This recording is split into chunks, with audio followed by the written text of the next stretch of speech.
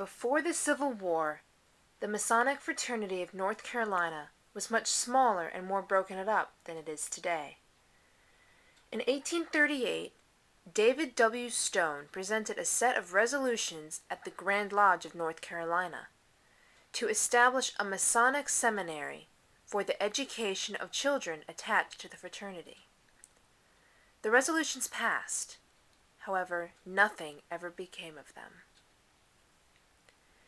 In 1847, the Grand Lodge passed a resolution saying that the Seminary of Learning should educate, free from charge, such poor and destitute orphans and children of living brother Masons who have not the means to confer the benefit upon their offspring, upon a fair and equitable plan of admission to be determined by the Grand Lodge.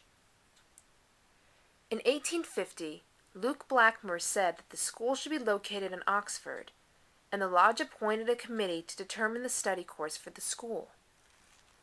They pushed that subjects such as astronomy, natural philosophy, chemistry, geology, among others, should be taught with emphasis on architecture, the power of steam, and its application to machinery.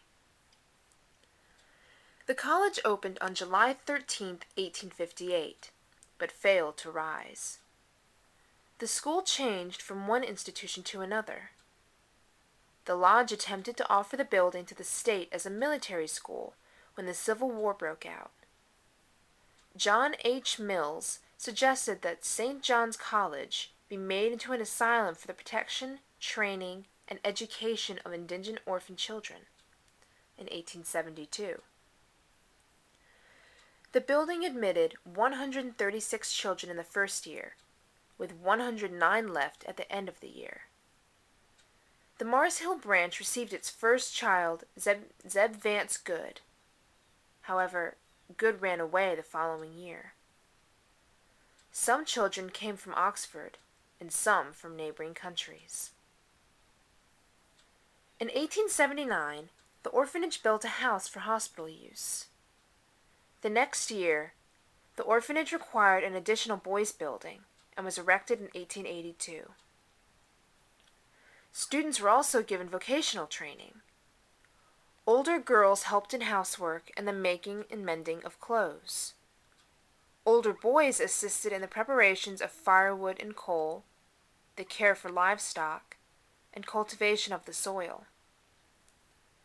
In May of 1887, a shoemaking and repairing department was made, allowing the boys the opportunity for industrial training in the shoe shop, print office, and on the farm.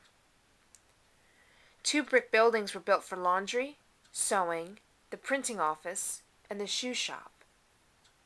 2 boys' and girls' houses and a central dining room were finished in 1899. The orphanage was relatively quiet during the year of 1903. It wasn't until the influenza epidemic in 1918 that things started to pick up.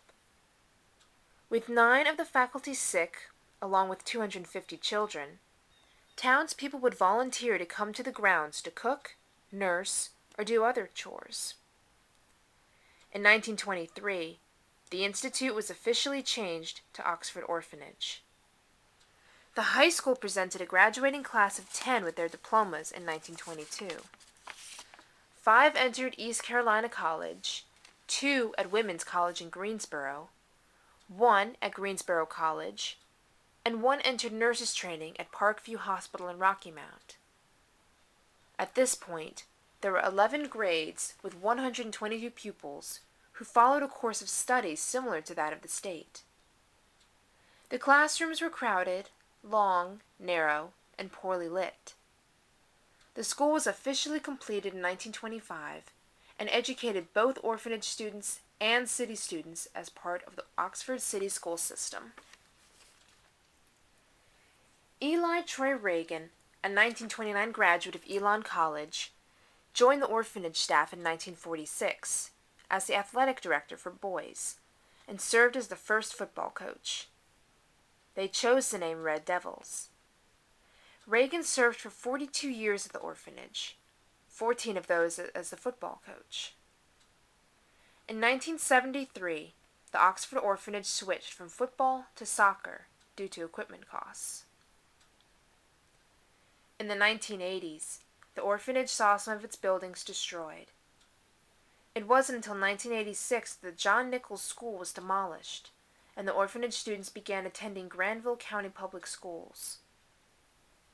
To avoid stigmatizing the children as orphans, and to better reflect the home's current population, the administration officially changed the institution's name to the Masonic Home for Children in 1994.